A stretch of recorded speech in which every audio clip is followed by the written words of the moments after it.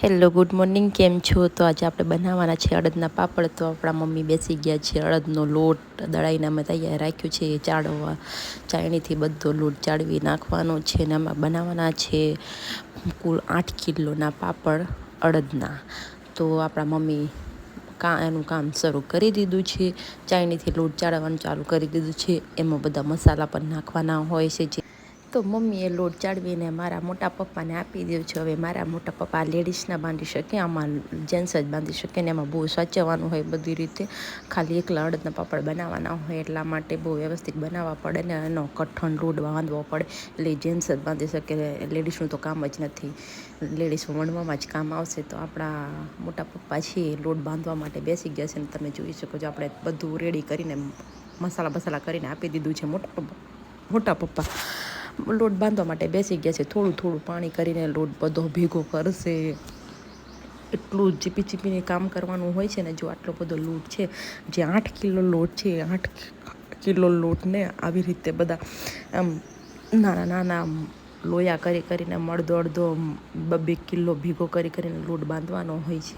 તો આ 2 કિલો જેટલો લોટ બાંધવાનું શરૂ કરી દીધું છે મારા મોટા પપ્પાએ, કારણ કે એને થોડું પાણી ઉમેરીને ભેગો કરવાનો હોય છે લોટ. તમે આગળ તો તમે આ જોઈ શકો છો કે લોટમાં થોડું પાણી નાખીને આ રીતે કઠણ લોટ બાંધવાનો હોય છે ને એ મારા મોટા પપ્પા બાંધી રહ્યા છે. આમ તો મારા પપ્પા પણ બાંધે છે, પણ મારા પપ્પાને થોડી તકલીફ છે એટલા માટે એ કામ નથી કરે. તમારા પપ્પા થોડું બીજું કંઈ કરે બેસીને, બાકી આટલો તાકાતથી લોટ બાંધવાનો હોય મારા મોટા પપ્પા કામ કરે છે ગાઈસ. તો અમારા અડદના પાપડ કેવા આવે છે ને એ તમને હું બતાડીશ કે અમે કેવી રીતે બનાવીએ છીએ આ લોટ. મારા મોટા પપ્પા છે એ થોડા પાણીથી લોટ બાંધવાનું શરૂ કરી દીધું છે ને આ બધું એ રીતે ભેગો કરી દીધો છે લોટ. હવે આ લોટ ભેગો કરીને એને આગળ શું કરશે ને તમને હું વિડીયોમાં બતાડીશ. તમે પૂરેપૂરો વિડીયો જોજો એટલે તમને ખ્યાલ આવશે કે અમે અડદના પાપડ કેવી રીતે બને. અમારે ગામડામાં આ રીતે જ બનાવે અડદના પાપડ. પ્યોર અડદના પાપડ બનાવવાના હોય છે ગાઈસ. તો આમાં લોટ બાંધીને રેડી કરી દીધો, તો ભેગો કરી દીધો. અને આમાં મારો ભાઈ છે એ લોટને જુઓ, એને આ રીતે ખાંડવા પડે હથોડા વડે, તો જ લોટ એકદમ સ્મૂથ બને. કારણ કે અડદનો લોટ બાંધવો એટલે નાકે દમાઈ જાય, હાથથી બંધાય નહીં. એટલે હાથથી ભીડો કરવાનો હોય, ભેગો બધો લોટ પાણીથી થોડો મૂવીને એને ભેગો કરીને આ રીતે ખાંડવાનો હોય લોટ. તમે આગળ વિડીયોમાં બન્યા રહેજો એટલે તમને મેં પૂરેપૂરું બતાડીશ કે આ લોટને બાંધીને આ રીતે ખાંડીને સ્મૂથ કરીને પછી લોયો બનાવીને પછી શું આગળ કરશે એ તમને બતાડીશ. કારણ કે આ અમારે સ્પેશિયલ પથ્થર એના ખાંડવા માટે રાખેલો છે. આ મારો ભાઈ હાલ તો એકલો ખાંડે છે, બાકી 2-3 જણ થઈને આ લોટને ખાંડવું પડે. આ રીતે અમારે 8 કિલોના બનાવવાના, બધાના ઘરે બનાવવાના હોય, બધાને આ રીતે બનાવવાના હોય. આજે અમારા ઘરે બનાવે છે એટલા માટે તમને બતાડું છું. જો ચાલુ કર્યું છે ખાંડવાનું. મારા ભાઈએ ક્યારનો ખાંડે છે, ખાસી 20-25 મિનિટ સુધી ખાંડો.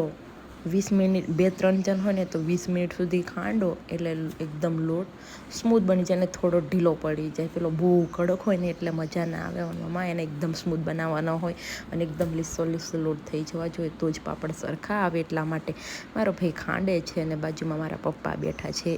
એ થોડું વાળવા લાગે છે, આમ તેમ થોડું કામ કરવા લાગે છે એટલા માટે. કારણ કે એ બીજું કામ નહીં કરી શકતા, કારણ કે એમને તકલીફ છે એટલા માટે. તો મારો ભાઈ એકલો બિચારો ખાંડવા બેસી ગયો છે. હમણાં બીજા આવશે ખાંડવા માટે, એને વારો દેવડાવશે. પણ પહેલો લોયો બનાવ્યો છે એટલા માટે તમે બન્યા રહેજો વિડીયોમાં. જે લોટને મારો ભાઈ ખાંડતો હતો એ લોટનો લોયો બનાવીને એકદમ લીસો તેલ લગાવીને કરીને વચ્ચેથી કાણું પાડીને આ રીતે બંને જણ પકડીને આમ રોટલા કેવી રીતે આપણે આમ થાપીને મોટો કરીએ એ રીતે આને પણ આમ દબાઈને એકદમ મોટું રિંગ બનાવવાની છે. જે પાપડના માપના ગુલ્લા એના બનાવવાના છે એટલા માટે આને માપથી આ રીતે ગોળ રિંગ બનાવવાની છે આખી. પછી એને દોરા વડે કાપવાનું છે, એ તમને મેં બતાડીશ હજી કઈ રીતે ટુકડા કરે છે ને એ. પણ આ રીતે હમણાં તેલ લગાવીને છે ને આખી મોટી રિંગ બનાવશે. ગુલ્લા માપના પડે ને એ રીતે. એક બાજુ ખાંડવાનું પણ ચાલુ જ છે હજી તો.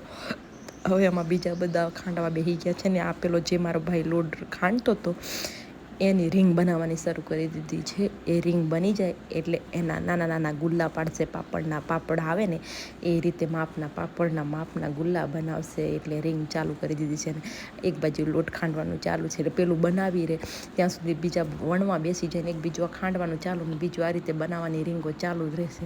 એટલે માપના ગુલ્લા પાડવાના હોય એટલે આ રીતે રીંગ બનાવવી પડે. તો એમાં બહુ બધા માણસો જોઈએ તો જે ઘરના પાપડ બને.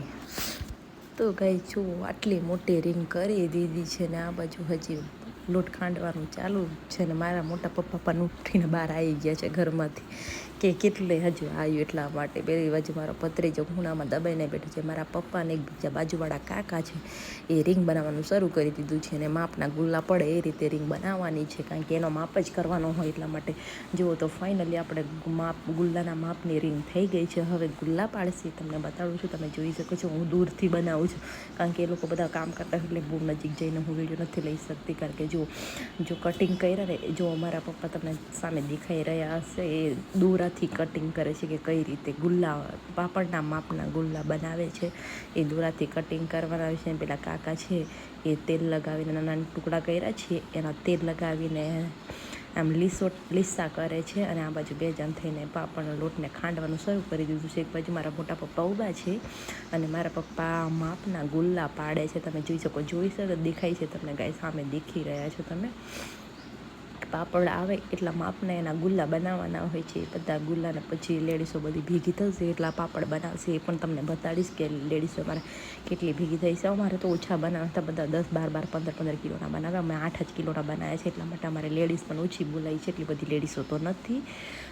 તો બી તમને બતાડીશ કે પાપડ કઈ રીતે મારે બનાવે છે. ને એ પણ આ જો પાપડના માપના ગુલ્લા બનાવે છે. ને આ બાજુ બે જણ થઈને લોટ ખાંડવા. તો ફાઇનલી ગઈશ તો એ માપના ગુલ્લા બનાવ્યા હતા. તમે દેખાય છે તમને આ રીતે રાખવા પડે જેથી પવન એને લાગે તો સોરાઈ ના જાય એટલા માટે કડક ના થાય એટલા માટે. આ છે એરંડાના પાન. એરંડાના પાનથી એને અમે ધોઈને રેડી રાખ્યા હતા એરંડાના પાનને. તો એમાં ઢાંકીને રાખવા પડે છે. ને બધાના પોતાના વાટકાઓમાં આપી દીધા છે. એના પાપડ વણવાનું ચાલુ છે. એટલા કડક પાપડ હોય ને તમને હાથની હથેળીઓ દુખવા માંડે સાંજ પડતા. તો એટલા કડક હોય આ ગુલ્લા. બહુ પાપડના ગુલ્લા હોય ને એ બહુ કડક હોય એટલે દાબીને પાતળા એકદમ વેલણથી વણવાના હોય પાપડના. કારણ કે એને દાબી ના શકો દબાયેલા પાપડ બની જ ના શક્યા. કારણ કે એકદમ કોઈ મિશ્રણ નથી હોતું. એકલો અડદનો લોટ હોય ને અડદનો લોટ તો કેવો ચીકણો હોય તો તમને બધાને ખબર જ હશે ગાઈસ. અને અમારે દર વર્ષે હોળીના ટાઈમ પર આ બનાવવાના જ હોય છે પાપડ. એટલા માટે અમારે બનાવવા જ પડે કારણ કે અમારા સમાજમાં બનાવવું જ પડે. સમાજમાં મતલબમાં જે ખાતા હોય તો બનાવે જ પણ અમારે તો બનાવે જ છે. અમારા ગામડામાં તો બધા મોસ્ટ ઓફલી બધા બનાવે છે. તો પાપડ તમે જોઈ શકો છો અમારા ભાભી વણતા છે પાપડ.